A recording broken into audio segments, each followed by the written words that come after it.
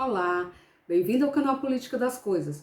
No vídeo de hoje vamos falar sobre o estudo do comportamento eleitoral. Junte-se a nós. Se você ainda não está inscrito, inscreva-se e ative as notificações para não perder nenhuma atualização.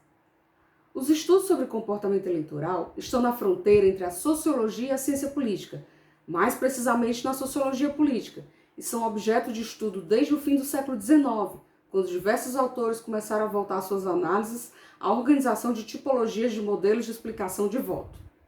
Na investigação em ciências sociais, os pontos de interseção nas duas diferentes áreas são naturalmente abundantes, e no que se refere à sociologia e à ciência política, quando se investigam matérias com comportamento eleitoral, esses pontos são bastante evidentes. A expressão comportamento eleitoral se traduz em todas as ações dos eleitores no que se refere ao exercício do seu direito de voto, como as que se referem diretamente à seleção dos candidatos ou à mobilização eleitoral anterior. A expressão comportamento eleitoral é também utilizada em estudos da especialidade, no sentido mais amplo, incluindo, para além das ações dos eleitores, também suas atitudes e crenças eleitorais. Por atitudes eleitorais, vamos entender a tomada de posição sobre diversos assuntos, analisados nas pesquisas através da construção de escalas e séries históricas. Por crenças, vamos entender o que os eleitores acreditam ser verdade diante de vários assuntos que estão na sociedade. O estudo do comportamento eleitoral tem tido, desde o final do século XIX, uma tradição rica e múltipla de contribuições. Diversos autores têm elaborado organizações de tipologias de modelo em função de suas áreas científicas de base, assim como em função de seus procedimentos analíticos. Dentre os mais recentes, vamos nos referir ao Mayer, em 1997, que tipificou os modelos explicativos do voto, em sociológicos ou deterministas, onde se incluem, por um lado, os modelos sociológicos propriamente ditos e os modelos antropológicos. E do outro lado, ele considerou os modelos estratégicos, onde vão ser incluídos os modelos econométricos e os modelos qualitativos. Outra classificação elaborada por Freire, já no livro Modelos de Comportamento Eleitoral, considerou 4 tipologias acerca do estudo dessa matéria, que são modelo sociológico do voto, modelo psicossociológico do voto, teorias da escolha racional e modelo econômico de voto e as novas teorias sobre novas clivagens. Vamos simplificar o entendimento e a análise, classificando a investigação em 2 linhas básicas, como comportamento eleitoral, que são dos modelos formais e os modelos sociológicos. Essa classificação, que distingue os modelos sociológicos dos modelos formais, tem por base a função da sua análise dos temas eleitorais. Os modelos formais são orientados para a leitura desses fenômenos do ponto de vista do cenário, onde a ação do voto é compreendida de maneira funcional e estratégica, visando a análise das mesmas para interferência nos comportamentos. Já os modelos sociológicos estão mais para descrição e interpretação dos fenômenos eleitorais. Vamos falar aqui sobre alguns deles. Os modelos formais. Temos a teoria das escolhas racionais, a teoria dos jogos e a influência estratégica. Na sua aplicação ao estudo do comportamento eleitoral, a teoria das escolhas racionais tem inerente um conjunto de pressupostos analíticos de base. A teoria das escolhas racionais deve ser entendida não apenas como um paradigma ou como uma teoria, mas também como uma metodologia de investigação. Para ilustrar, vamos dizer, da ligação da área da psicologia social à teoria das escolhas racionais resultou o modelo de ação racional. Do ponto de vista analítico, esse modelo considera que, por um lado, as crenças e atitudes são determinantes do comportamento e, por outro, que há também a influência social nas interações, intenções e comportamentos. Na teoria das escolhas racionais, as ações dos indivíduos são compreendidas a partir de 3 pontos. Os atores sociais são orientados para objetivos, as atuações individuais são ponderadas com base em preferências de utilidades e ordenadas por importância, e as linhas de atuação dos atores sociais têm por trás cálculos. Por outras palavras, cada indivíduo procura compensação, lucro ou pelo menos a manutenção da situação em que já se encontra. A racionalidade da ação dos indivíduos implica consistência, mas também transitividade pelos comportamentos. Então pode mudar ou pode seguir um padrão. Já na teoria dos jogos, ela constitui um dos ramos da matemática que passou a ser um recurso importante da economia a partir de 1928, com a introdução do teorema Minimax, que é a primeira declaração de uma solução básica de uma situação de puro conflito. De 1945 a 1955, a teoria dos jogos foi alvo do investimento por parte do governo norte-americano para a alavancagem econômica no pós-Segunda Guerra. A possibilidade de ligação da matemática ao domínio militar motivaria também esse investimento por parte do governo norte-americano em motivos estratégicos. E a partir do pós-guerra nos Estados Unidos, a teoria dos jogos começou a ser aplicada também aos estudos políticos, em particular o estudo do comportamento eleitoral. Primeira contribuição nessa área centrou-se em torno da problemática da medida do poder do voto. E isso partiu de Lionel Penrose em 1946. Penrose utilizou e propôs uma medida probabilística para a medição do poder do voto em termos absolutos. Do desenvolvimento dos estudos de Penrose resultaria a constituição de um índice do poder do voto, conhecido como índice SS, e baseado na definição da tomada de decisão como um objeto que pode ser modelado matematicamente como um tipo de jogo. As abordagens das teorias dos jogos recorrem aos princípios da teoria das escolhas racionais, que se traduzem na estratégia da interação das escolhas entre indivíduos e grupos, assumindo que os indivíduos têm objetivos e tentam concretizá-los através da sua ação. Um jogo envolve situações nas quais os indivíduos estão conscientes de que suas ações atacam outros.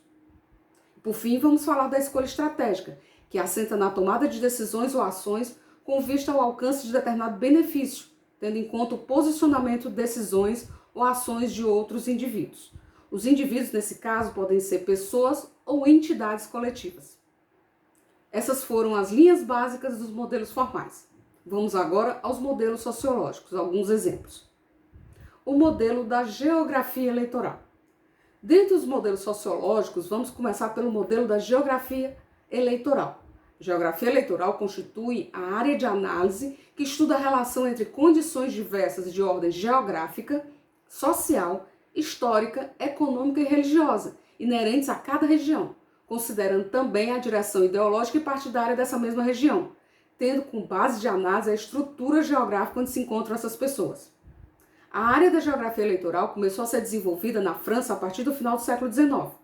Na primeira fase, foram os historiadores que foram estudar sobre essas matérias, estudando a caracterização dos fenômenos sociopolíticos, como, por exemplo, no que se refere à existência de regiões de esquerda e regiões de direita. Apenas depois vieram os cientistas sociais, que se debruçaram sobre o estudo das regiões e os processos históricos de formação de cada região, permitindo analisar e explicar a representatividade eleitoral de cada ideologia ou de cada partido nas regiões. De acordo com o alcance da geografia eleitoral, a análise do comportamento eleitoral baseava-se em larga medida no estudo das orientações políticas e da participação eleitoral.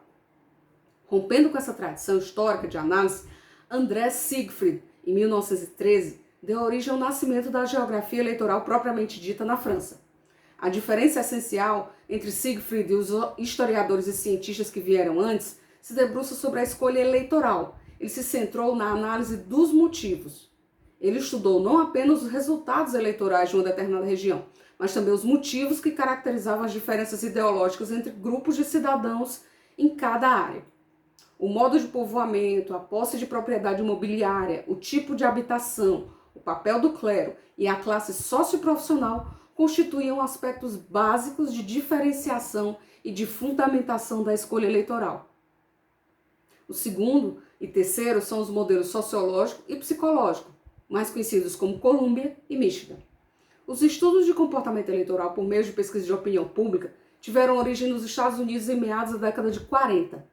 Dentre os estudiosos pioneiros nessa área, temos os estudos de Lazarsfeld e Berelson, que além de estudiosos de comportamento eleitoral, foram também importantes metodologistas, com relevo em técnicas como os inquéritos e sondagens de opinião pública e análise de conteúdo. Paul Lazarsfeld, Bernard Berelson e Hazel Gaudet, da Universidade de Colômbia, dirigiram um estudo pioneiro na área do comportamento eleitoral, o The People's Choice. Esse estudo baseou-se numa sondagem conduzida durante a campanha presidencial norte-americana de 1940. Para realizar esse estudo, seus autores recorreram à amostra aleatória de 600 eleitores do condado de Ohio. Nesse contexto, concluiu-se o seguinte: o grupo a que pertencia o eleitor permitia prever tendencialmente seu voto. 2. Os independentes, ou seja, os eleitores que não se definiam nem como republicanos nem como democratas, seriam pouco numerosos, entre 3 a 9%, e se caracterizavam por um forte desinteresse pela política. Em terceiro, os eleitores demonstravam fraca competência política. Em outras palavras, o grupo a que pertence o eleitor, ou seja, seu status socioeconômico, religião e lugar de residência, apareciam como variáveis explicativas do voto. Em 1960, a obra The American Voter, de Angus Campbell, Philip Converse, Warren Milley e Donald Stokes, viria a ser outra contribuição na área do comportamento eleitoral. Essa investigação foi desenvolvida a partir do final da década de 40 também, só que na Universidade de Michigan, e passaria a ser conhecida como Paradigma de Michigan. Foram aplicadas sondagens entre 1948 e 1956. Esse estudo se distinguiu da Columbia em vários aspectos, sendo dois principais. A nível metodológico, as amostras utilizadas tinham intenção nacional, então eram maiores. E a nível das áreas de suporte técnico, utilizaram-se sociologia e psicologia, nas áreas importantes na fundamentação da escolha racional.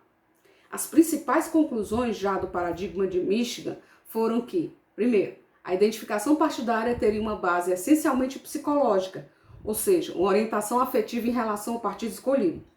Segundo, a transmissão de valores familiares sobre determinado partido político constituía um reforço para que os indivíduos seguissem determinada tendência partidária. Depois, no contexto norte-americano dos anos 40 e 50, a idade também constituía uma variável explicativa de comportamento eleitoral, sendo que à medida que a idade aumentava, maior era a intensidade da convicção partidária da pessoa. Assim como os estudos de Columbia, os estudos da Universidade de Michigan demonstraram também que a competência do eleitor era fraca. A identificação partidária seria um dos marcos distintivos desse modelo, que introduziu essa expressão como um aspecto explicativo de caráter duradouro e estável em termos de comportamento eleitoral, motivado sobretudo pela socialização política, em particular pelo papel da família. O modelo de Michigan construiu a variável identificação partidária, baseado na psicologia social, fazendo recurso da noção de atitude e da identificação gerada pelo partido político. Os aspectos da metodologia e o recurso à psicologia social em simultâneo com a sociologia vieram a diferenciar essa contribuição. A partir dela, a análise e interpretação do comportamento eleitoral seguiria uma linha analítica e crítica que vai privilegiar os aspectos de foro sociopsicológico, prevendo um funil de causa e efeito, onde os aspectos econômicos, históricos e a divisão social vão constituir o conjunto da lealdade do grupo e as orientações dos valores que formariam a identificação partidária. Interessante, né? Essa foi a nossa reflexão de hoje. Se você gostou, dê um like. E se quiser conversar sobre algum dos pontos abordados, fala comigo nos comentários. Esse mês a gente vai conversar bem mais sobre os assuntos e os motivos sobre o comportamento eleitoral e político, tá? Um abraço e até o próximo vídeo. Tchau, tchau!